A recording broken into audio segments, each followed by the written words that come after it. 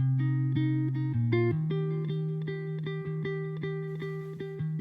everyone, this is Father Aaron Kuhn, and this is another one of our Lenten talks.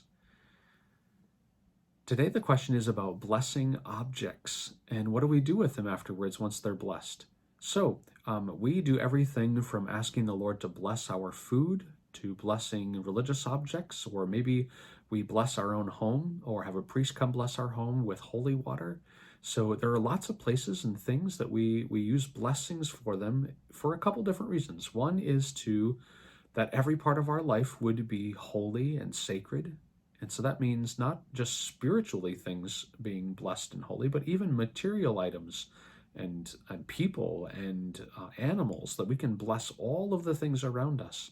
And it's as simple as any one of us saying, bless you. You know, when people sneeze, we say, God bless you.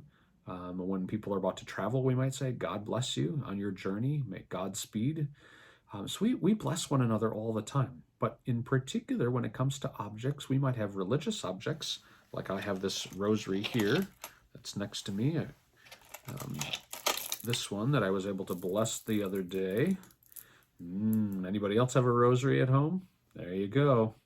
So we bless objects like this so that we can pray with them, and that God would have his blessing go out to all of us as we're doing them. The blessings are for our sake. So just blessing items in and of themselves, we're not trying to be superstitious or anything like that. That's not really the reason to bless items.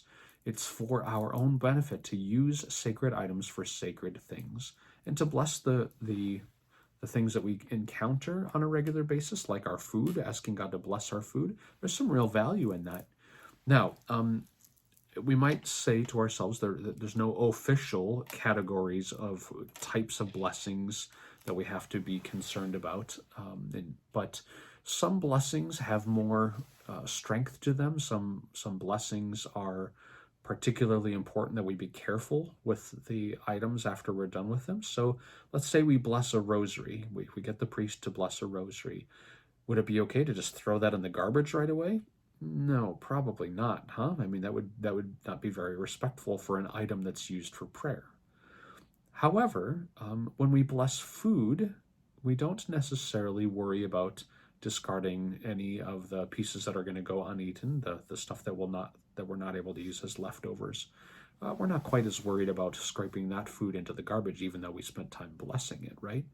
So there are those little moments of distinguishing and asking the question, what do you do with those sacred items that are used for prayer, those religious items that we have, or Bibles, or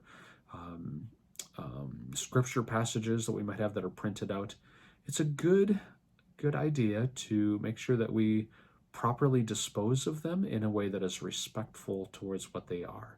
So let's say you have some holy water that maybe has been sitting in a container for too long, and it were to get some mold that were growing along in there inside of the holiness of the water alongside of it. What I do in those cases, if I know that I need to clean the container out, is I'll go outside to a spot where on the ground where people are not going to walk, and it's not going to be a problem of being sacrilegious, and I'll just take the cap off, and I'll gently pour out the holy water onto that spot on the ground, and just make sure I do not walk there until for sure after the rain has gone by. Then, let's say you have religious items that are not like holy water or blessed salt, when you might be able to dispose of them in that particular way. Maybe you've got rosaries or you have Bibles. You can always bring them to me, bring them over to the church, and then hand them to me, and I can take care of them. I've got a stockpile of them. Sometimes, I mean, this sounds kind of strange that we might do this, but sometimes we ask families if they're willing, when their loved one has passed away, and we know that we want to be able to dispose of religious items, we might ask them if they're willing to have us put a few of those items quietly, without anyone else knowing, to put it in the casket, or to be buried underneath the casket at the graveyard, so that those items are able to be in a place where no one is ever going to really bother with them ever again. And a cemetery, of course, is a sacred place for us, so it's a very appropriate place for us to bury religious items. Now, again, you don't want to just go out there and start burying stuff on your own. You always want to make sure you get permission first from the priest before you go do that. But I have had sacred books that I will burn until they are down to ashes. And then I'll take the ashes, and just like I did with the holy water on the ground, then to find a spot on the ground where I can take the ashes from those religious items that have been burned, and then take those ashes and to place them in a spot that are not going to be walked on by anyone. So those are a few ways in which we can dispose of religious items in a healthy and holy way that is respectful to the graces that accompany them. Hope that's helpful for you. Please pray for me and pray for one another so we can continue to grow in our love of God as we approach Jesus in this Lenten time towards the time of Easter. God bless you.